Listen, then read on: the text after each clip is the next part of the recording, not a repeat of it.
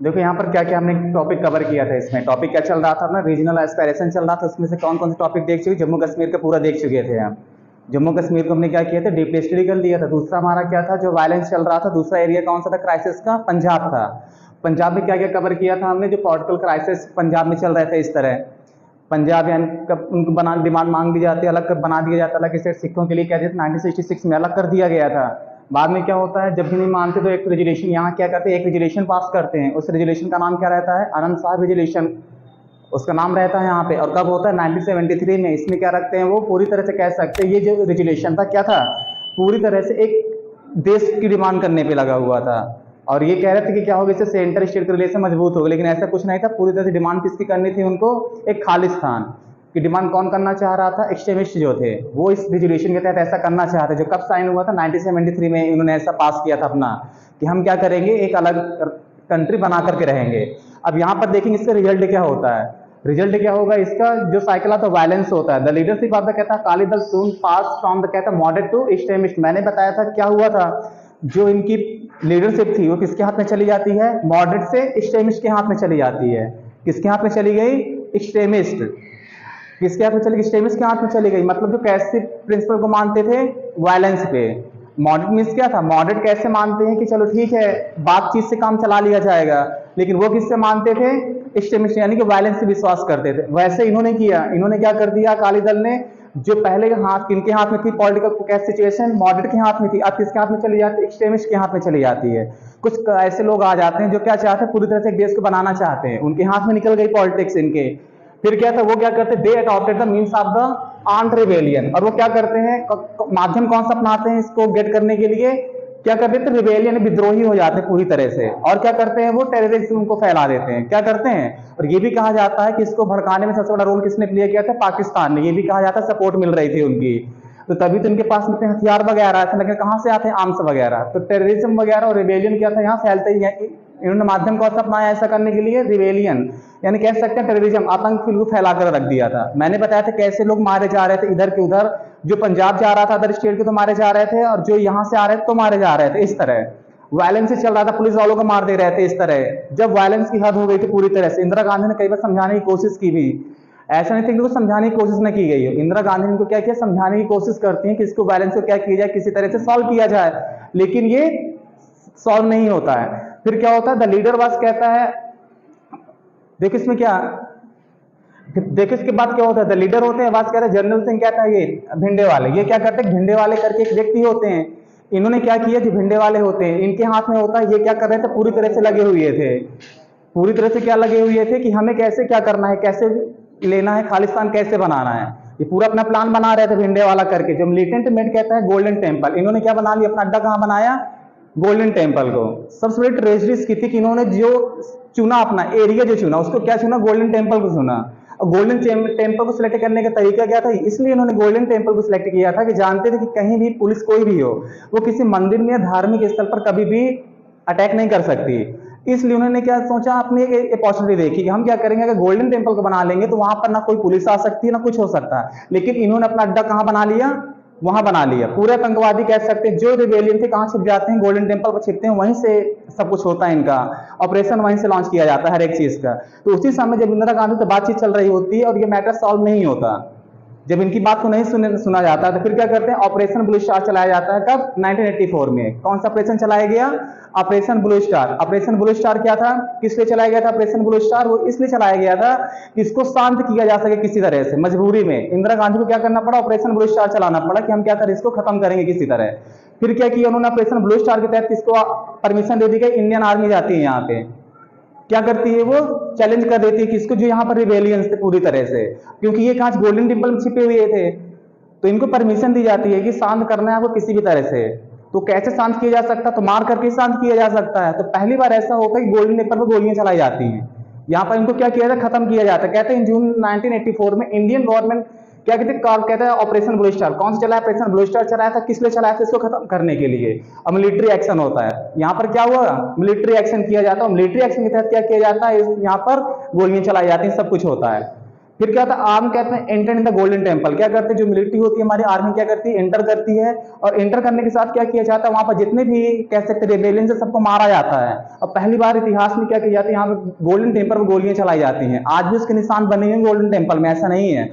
क्या किया गया, वो तो आराम से मार सकते थे, अंदर थे, तो यहाँ पर क्या किया गया, जो कह सकते हैं गोल्डन टेम्पल की जो रूफ थी उसको क्या कर दिया गया, उड़ा दिया गया।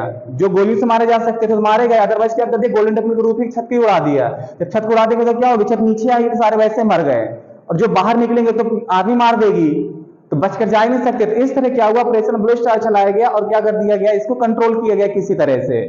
तो यहाँ पर कहते हैं डीपली हंटेड एंड के सेंटिमेंट ऑफ द सिख, और इससे क्या हो गए, बाद में इसी का रिजल्ट क्या हो जाता है, सिख भी नाराज हुए। ऐसे सिख यहाँ पर क्या हो गए, नाराज हो गए, क्यों, क्योंकि यहाँ पर मारा किसको गया था, सिखों को भी, क्योंकि जरूरी थोड़ी है आतंकवाद में सबको ही आ गया लपेटे में। यहाँ पे आतंकवाद भले क्या था, कुछ नहीं फैलाया, एक्सट्रीमिस्ट नहीं फैलाया, लेकिन क्या था, वहां की पब्लिक भी तो सफर करेगी ना, कहीं भी रिजल्ट क्या होगा, पब्लिक तो सफर करना ही करना है। तो यहाँ पब्लिक भी क्या करती है, सफर करती है। तो इसी तरह सिख होते हैं, उनके सेंटिमेंट क्या हो जाते हैं, वो भी क्या होते हैं, हॉन्टेड होते हैं, बहुत ही दुख में होते हैं वो।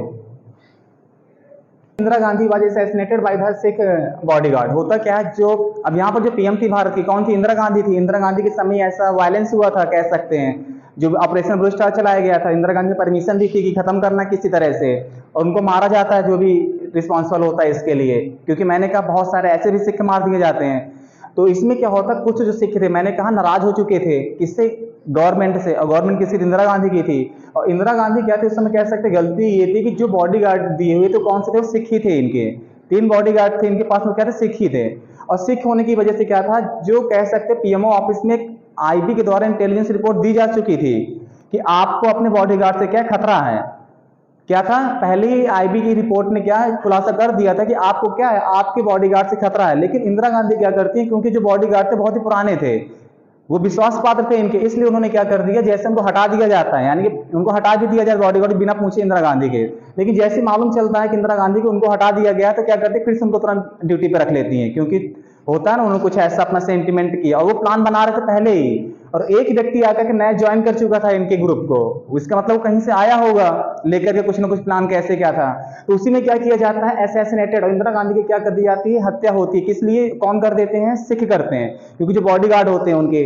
और इसी में देखो और वायलेंस फैलता है, फिर इनकी डेथ की वजह से क्या हो जाता है, इंदिरा गांधी को मार दिया जाता है, तो क्या हो जाता है, पूरे कह सकते हैं दिल्ली में, ये कह सकते हैं other part of the country, जो दूसरी जगह भी थी, वो भी क्या थी, इससे बच नहीं पाई बिल्कुल से भी, वो भी क्योंकि सफर करने लग गए। हुआ क्या था, फॉलोइंग क्या था, डेथ ऑफ द कैट। इसमें देखो इंदिरा गांधी क्या हो गया, डेथ हो गई थी, वायलेंस क्या हो गया, ब्रोक आउट हो गया पूरे देश में। किसके लिए, अपने लीडर के लिए। लीडर कौन थी, इंदिरा गांधी थी, कुछ उनके भी फॉलोअर होंगे। तो दिल्ली में क्या था, कह सकते देखो 2000 से कहां मार दिए गए, दिल्ली में मार दिए गए। कितने 2000 से कहां मार, दिल्ली में मार दिया। समझो यहाँ पे क्या, मैंने बताया था कि दिल्ली में क्या एक विधवा कॉलोनी भी है, मात्र उसी समय है, क्योंकि यहाँ से सिख मारे गए थे, उनको मार दिया गया था। 100 ऑफ द सिख कहता है कहां पर, कानपुर इन बोकारो के एंड क्या यहाँ पर भी फैला हुआ था। कानपुर में कितने सिख मारे गए, ये सब क्या चल रहा था यहाँ पूरे देश में, कह सकते हैं हमारे यहाँ तितर बितर चल रही थी, तहस नहस हर तरह से चल रहा था यहाँ पे।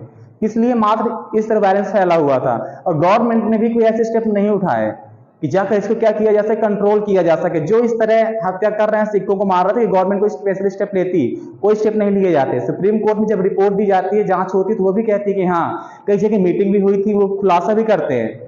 जो सुप्रीम कोर्ट अपना वर्डिक्ट देता है कि हाँ यहाँ पर जो सिख दंगे हुई है, तो उसमें क्या था, इनोसेंट सिख को मारा गया, एक प्लान के तहत मारा गया था, गवर्नमेंट चाहती तो कंट्रोल कर सकती थी। ये सुप्रीम कोर्ट के जज ने भी अपने स्टेटमेंट दिया, ऐसे उन्होंने कहा जो रिपोर्ट दी गई थी।